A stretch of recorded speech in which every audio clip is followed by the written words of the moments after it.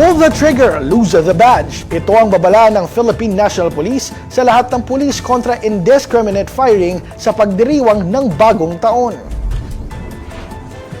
Ayon kay Acting PNP Chief Lieutenant Jose Melencio Nartates Jr., ang one-strike policy ay bahagi ng kanilang pagpapatupad ng seguridad ngayong holiday season. Ang sino mang pulis na mahuling magsagawa ng reckless o celebratory firing ay agarang haharap sa mga kasong kriminal at administratibo, kabilang ang posibleng dismissal.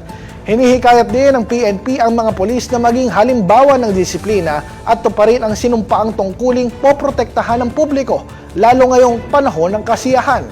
Una nang sinabi ng pamunuan ng PNP na hindi na nila siselyuhan ng masking tape ang mga dulo ng service firearms ng mga pulis dahil tiwala sila sa kanilang disiplina.